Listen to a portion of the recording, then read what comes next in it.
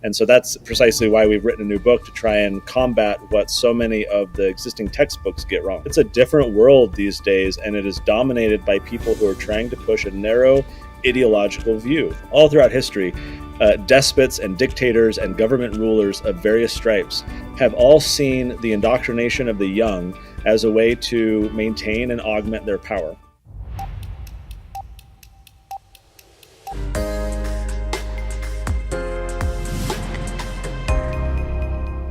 The purpose of our school system is to educate our kids, not to indoctrinate our kids.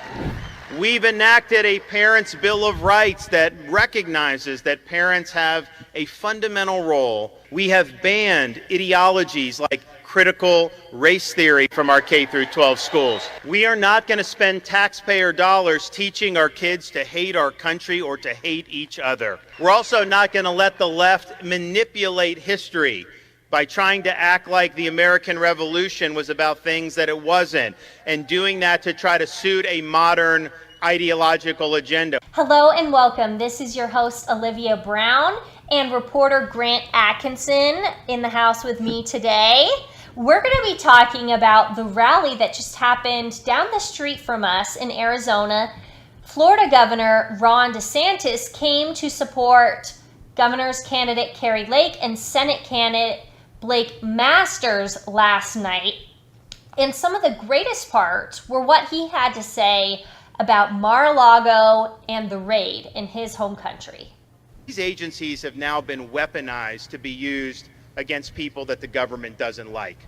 And you look at the raid at Mar-a-Lago, and I'm trying to remember, maybe someone here can remind me about when they did a search warrant at Hillary's house in Chappaqua, when she had a rogue server and she was laundering classified information. I don't remember them doing that. I do remember them manufacturing a false conspiracy theory about Russia collusion. I remember that. These are all really great points that he had to make. What is your response to this, Grant? Yeah, I think he's absolutely correct. I mean, we've seen that the FBI has no interest in prosecuting people unless they see them as a political opponent or as someone who is going to present some sort of a threat to them in the way that they want to run their business. So that's why we see the FBI repeatedly going after conservatives. We rarely see them going after leftists, because leftists want to grow the government and conservatives want to limit the government. So the FBI clearly has a political agenda in these things. And even with this, specifically with the raid, we have seen plenty of details showing us that it was completely unnecessary. Donald Trump and his team were cooperating with the FBI. They could have gotten these documents without the raid. So it's clearly just a political stunt that they're trying to pull to, I guess, try to scare conservatives, maybe try to scare Donald Trump. But obviously it's not going to work. It didn't work the way that they planned, because now Republicans are more likely to vote for President Trump in 2024 and more motivated to vote in 2022. And yes, it's crazy to see the backlash from this. We saw lots of supporters just all rallying around President Trump. And he's right. We need to be looking at, what did these Democrats like Hillary Clinton do? You know, all of the emails, like, why wasn't she raided? That is a very valid point. There was this meme that was circulating this weekend. I don't know if you saw it.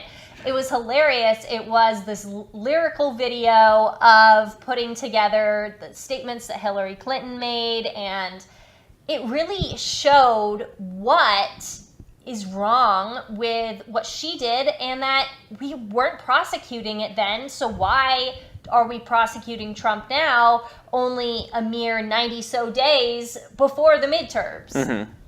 I mean, it's clear that they thought that this was somehow going to help them in the midterms, or at least they thought that it's going to help them in 2024, because maybe they're trying to get Trump not to run in 2024. It remains to be seen whether that goal will be achieved. I would say probably not, but we can't really tell at this point. But what does seem pretty clear is, like you said, the polling data is showing that this was a massive mistake before the 2022 elections, because you're seeing Republican support skyrocketing. You're seeing, honestly, Donald Trump support skyrocketing in polls, asking about whether Republicans would support him as a 2024 nominee. A lot more are now saying they would following the raid. But like you said, more importantly and more immediate to right now is that these 2022 elections are going to be very influenced, I think, by this decision. The Democrats were honestly having a pretty good couple of weeks. Polling was looking better for them. Biden's approval was going up. Mark Kelly too. His approval was going up. Yeah, so they looked like they were on the right track for them. And then I think this raid really just has sent them back into a tailspin. It really has. And DeSantis had a lot to say what he's done in Florida in the school system and what he thinks has really has helped his state. The purpose of our school system is to educate our kids, not to indoctrinate our kids. We've enacted a Parents' Bill of Rights that recognizes that parents have a fundamental role. We have banned ideologies like critical race theory from our K through 12 schools. We are not going to spend taxpayer dollars teaching our kids to hate our country or to hate each other. We're also not going to let the left manipulate history by trying to act like the American Revolution was about things that it wasn't, and doing that to try to suit a modern ideological agenda. Today we have a special guest, Conor Boyack, who is the president of Libertas Institute, and he has written over 36 books, a children's series, Tuttle Twins, with over 5 million copies. He recently wrote the book America's History, which we will be talking about today, which you can read at home or some curriculums, including Governor DeSantis's.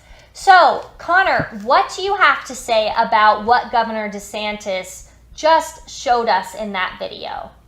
Well, I think what Governor DeSantis is pointing to is a discontent that so many parents are feeling right now, that they can't trust what their children are learning in school.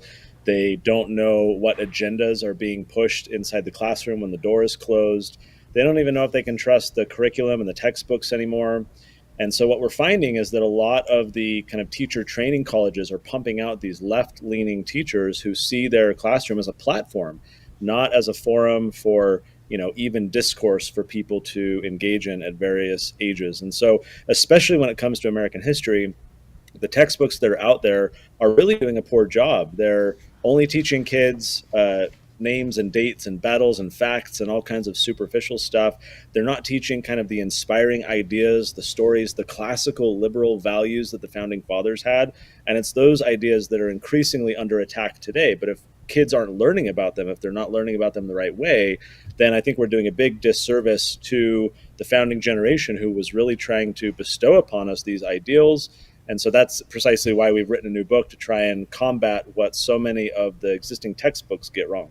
Yes, and we saw just recently that California put out their list for the Department of Education, and it's interesting to see what DeSantis's list in Florida and the difference between California. Now, with that, Florida had books like 1984, Animal Farm, really doing and showing these things that DeSantis talked about, making sure that they're not indoctrinated. On the other hand, California, their books, there was 0 books written beneath 2016, and they included books like The Anti-Racist Baby and books about transgender toddlers. What is your thoughts on this, and why do you think that they are pushing this agenda?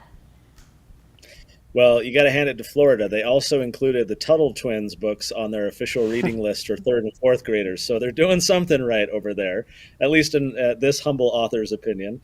But look, I'm from California. I grew up there my entire childhood. It's a different world these days, and it is dominated by people who are trying to push a narrow ideological view. Florida is doing it much better, but not, to the best degree that they can. Parents have to realize that when you entrust the education of your children during their most formative years to the government, whether it's a more conservative government or a more liberal government, there's going to be a particular bias. There's going to be various agendas. There are going to be people who work for the government who want to kind of co-opt that process and make sure certain things are taught certain ways to your children. And so that's why it's imperative, I think, for parents to recognize, even if you're sending your children to school, that you still have a responsibility in the home to make sure that they're learning the right things, that you're giving them a foundation of critical thinking to evaluate what they're getting in the schools. Look, all throughout history, to the second part of your question, all throughout history, despots and dictators and government rulers of various stripes have all seen the indoctrination of the young as a way to maintain and augment their power. And that happens in constitutional republics. It happens in totalitarian dictatorships. We can't entrust fully the education of our children to these types of individuals who see the education process as basically a means of propaganda to propagate a particular narrow ideological viewpoint. We need a kind of wide range of ideas. We need critical thinking. We need open discussion. That's what happens at the dinner table at home. That's why our Tuttle Twins books are primarily meant for families to read at home together to talk about these ideas. And so, look, some schools do better than others. Some states do better than others. But fundamentally, when you're trusting the government to educate children, parents need to recognize that it's still your responsibility to do at the home and make sure that you are inoculating them, shall we say, against various ideas that they might get exposed to in schools to make sure that they're still being taught truth in the home. When you see these sort of ideals that are being pushed in these books that are being required by California, things like critical race theory, things like the 1619 Project, even if it's not explicitly mentioned in these books, it's these ideas that are being pushed on children. What kind of effect do you think that has on how these kids are learning about American history? Well, Governor DeSantis, in his remarks, I think said it correctly, that we're basically teaching kids to hate themselves. These types of narratives are designed to create a bit of, you might call it self-flagellation, where we beat ourselves up for being white or being conservative or Christian and so forth. History is all about setting a narrative that helps us understand who we are today. Here's an example. I was bullied as a kid a lot in high school. I was a late bloomer. I was very short. And I could look back at my history and see myself as a victim. I could demand reparations from bullies. I could be really angry. I could chalk up to every bad thing in my life to what happened when I was bullied and blame. Alternatively, I can frame my own history differently. I can say, maybe those kids were being abused at home and didn't know how to handle it, so they took it out on me. Maybe I can have compassion for the underdog today because I know what it's like. I can frame my own past with this kind of trauma and problem in a way that empowers me to be a better person today. Critical race theory, 1619 Project, and others, they're designed to get us to see ourselves as victims, see various people see themselves as victims, to see us as oppositional forces to one another, to get us to hate the heritage that created this country, rather than empowering, looking at history with all of its warts, bumps, and bruises and saying, notwithstanding its imperfections, how can we frame the past in a way that empowers us to make better decisions in our life today, to make a better world? Those 1619 Project, critical race theory, and others, they're not designed to do that. They're designed to get us to hate our past and bemoan the injustices that happened. What we're trying to do with that Tuttle Twins American History book is say, yes, some bad things happen, but what can we learn from that to empower us to have a better life now and in the future? Today's youth support socialism more than any other generation. You said that we have a problem with empowering these children. Do you think that they support socialism because they have not been empowered, and so they see the power coming from the government to come help them? Yeah, no, I love this question because we all know this quote I'm about to share. Those who don't learn from the past are condemned to repeat it. We all know this quote. Well, a couple years ago, I bought a whole bunch of textbooks like this one, these fat, thick textbooks that we used as kids. And I've got a bunch sitting here on my desk. And we looked through these books to say, how are kids being taught about the past? Because if we don't understand the past, we're going to repeat its mistakes. That's why kids today support socialism, is they've never really been taught about its destructiveness, about its past occurrences, about what it looks like here, even in America, so that they can learn from those mistakes and stop them from repeating today. So we read through all these social studies books. How are they talking about history? How are they teaching kids about these ideas, the various ideologies? They all failed. These books just teach kids so-and-so wrote a letter to so-and-so, and on this date, this battle happened, and they marched from here to here, and they used these types of, cannons. like big whoop. I mean, those things are interesting, and maybe you can win a game of Jeopardy or something if you know all these little factoids. But that information does not help us avoid the ideological kind of challenges of our day. They don't help us understand the politicians today, the various leaders, the deceptions that there exist in the media and so forth. And so what we're trying to do with our book, with the Tuttle Twins America's History book, is to create a history book that, yes, talks about what happened, but more importantly, one that helps explain why those events matter to our world today and what we can learn from them so that we stop repeating the mistakes of the past. I really believe that the reason why so many kids support socialism today is because they're not being taught history right. They hate their social studies classes. They hate, like I did when I was young, memorizing all these names and dates and stuff, only to have to regurgitate them for a test and then forget them. And so history is boring to these kids. They don't see the importance of learning from what happened 2 centuries ago and applying it today. We're just not teaching them that way. It's a total failure of the textbooks that are out there in our estimation, and that's exactly why we've created this new book. So your book goes from 1215 to 1776. Why did you decide to go so far back in history and choose that timeline? Well, the running joke on my team is that we're going to do a marketing project for this book and call it the 1215 project rather than the 1600 project. And we went back there because that's when the Magna Carta was created. That's kind of the proto-constitution. If we want to understand, America's founding, we have to understand all the events that led up to it. So we go back to the 1200s also to talk about Marco Polo and the Silk Road. You had all these people trading, and it was amazing, this explosion of trade, which led to exploration. These people would set sail on these voyages to other side of the world in search of spices and treasure that they could bring back to the Silk Road and trade. It was that exploration that led to colonization, which led to America. And so if we want to understand America's story, it's not 1619 and slavery. It's the 1200s with trade, human flourishing, people trying to improve their lives through barter and trade and buying and selling and exploring the world around them. It was the spirit of the 1200s that carried forward to what became America as the product of this exploration. And so we like framing history that way, to say the real story of America is human flourishing, people trying to go create a better life for themselves. Yes, they had problems. Yes, they did things wrong in some respects, but we can still learn from the good, understand the bad, and try and apply it to our present today. And that's what our hope is with our Tuttle Twins book, is that we're empowering kids to draw those lessons from the past and say, what does it mean for me today? Absolutely. I know we got to let you go here in a second. I want to ask one last question. You've been talking about the issues with public schools, the ways that they're teaching things, particularly in blue states like California. You've been a big proponent of micro schools, which is a new thing that's kind of gaining traction. Can you kind of explain a little bit what that is and maybe why it's could be a better alternative than a public school? Well, a micro school is fundamentally a one-room schoolhouse. It could be just one teacher with a handful of kids using various curriculum or systems. There's a wide variety of options within micro schooling. But think of the teachers the good teachers who sign up to teach. They just want to help kids. They want to inspire kids.